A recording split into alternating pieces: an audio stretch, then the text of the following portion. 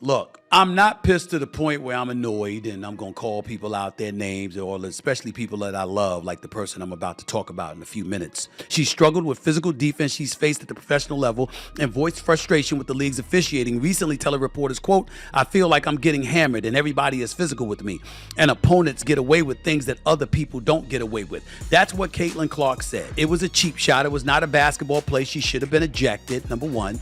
Number two, there should have been a fine that was incurred thereafter. Number three, not to say that there won't be or hasn't been at this moment in time, I don't know of one. I know the team was fined for media availability purposes. The world of women's basketball has been buzzing since Caitlin Clark, one of the brightest young stars of the WNBA, was involved in a controversial incident during her first playoff match. Playing for the Indiana Fever against the Connecticut Sun, Clark was struck in the eye by Dijonai Carrington, an event that led to widespread debate both on and off the court. As the fallout from the incident grows, it raises serious questions about player safety, the conduct of fellow athletes, and the WNBA's response. The contentious moment occurred early in the game when Clark, the Fever's star point guard, was attempting to make a pass. Carrington, a forward for the Sun, reached out to block the ball, but her fingers instead connected with Clark's face. The result? Clark, the golden girl of women's basketball, was left with a black eye after being poked, and the game moved on without a foul being called. This single moment set off a wave of speculation and outrage. Many fans and analysts quickly raised alarms, suggesting the incident was no mere accident, but a targeted attempt to take Clark out of the game. Carrington's swipe, captured in slow-motion footage, shows her arm coming down toward Clark's face in a manner that doesn't seem entirely natural. Observers pointed out that a player's arm shouldn't accidentally land so precisely on another player's eye. The question looms: did Carrington intend to harm Clark? Given Clark's burgeoning status as the WNBA's new marketing sensation, it's no wonder people are questioning the motives behind Carrington's foul. Was it simply a high-energy play gone wrong? Or was there a more personal, competitive undercurrent driving Carrington's actions? This incident is significant not just because Clark is a rising star, but because it hints at deeper tensions within the WNBA. Clark, a white player with a reputation as one of the league's top scorers and playmakers, has faced relentless physicality throughout the season.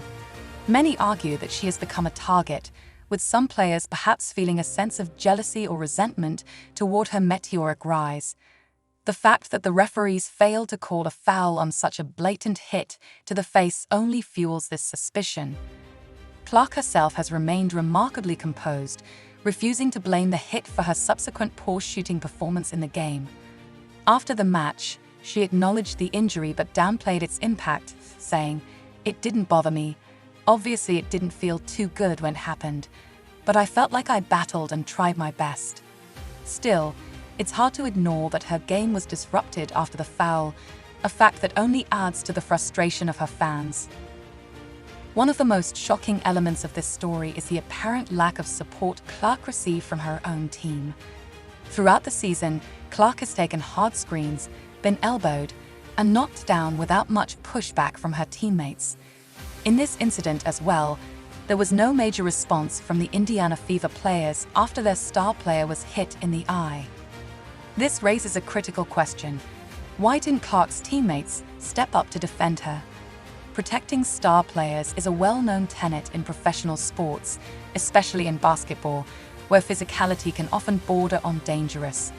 Several analysts have commented on this, noting how strange it is to see such a lack of solidarity on the court. As one former player put it, "You're supposed to protect the asset. She's the star." Without her team's support, Clark has been left to fend for herself on the court, an unfair situation for any player, let alone one carrying the franchise's hopes.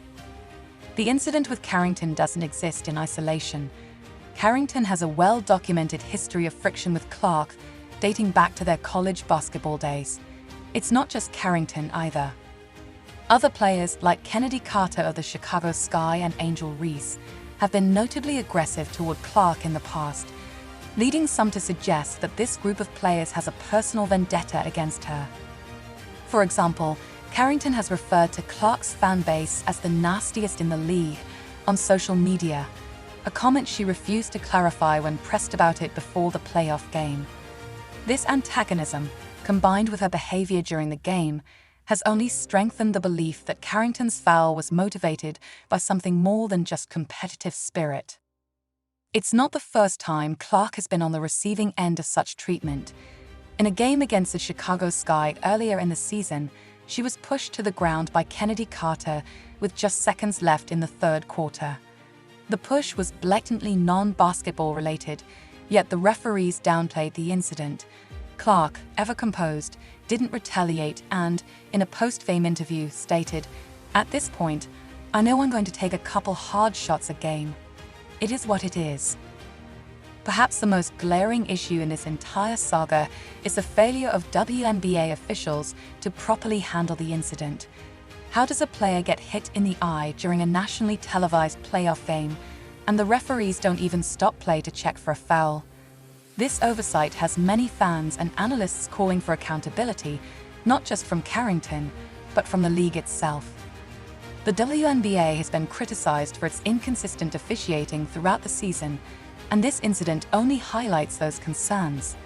Many are calling for Carrington to be suspended for her actions, arguing that not calling a flagrant foul in this situation sets a dangerous precedent. The safety of the players should be the league's top priority, yet in this instance, the officials seem to turn a blind eye, literally. One of the more shocking elements of this situation is that Clark's own coach, Christy Sides, didn't vocally defend her player. In the post-game interview, Sides downplayed the incident, focusing instead on her team's overall performance.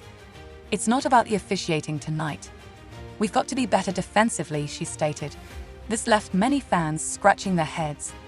How can a coach not speak up when their star player is injured by a dangerous play? The Carrington-Clark incident also sheds light on another uncomfortable truth.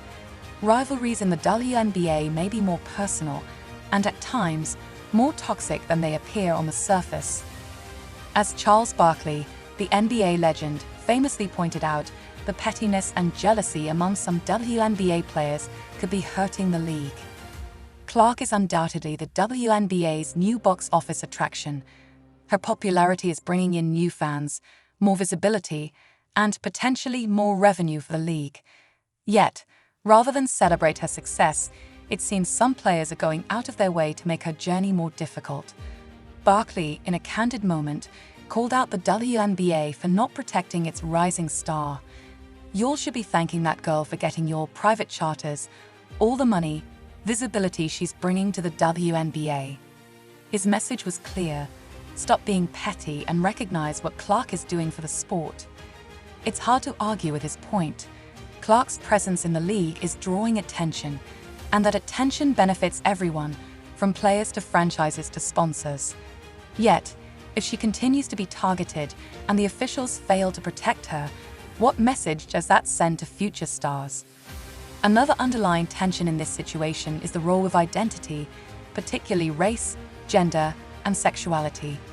Clark, who is white, Catholic, and openly in a relationship with a boyfriend, stands out in a league that is predominantly black and has a significant LGBT+ presence.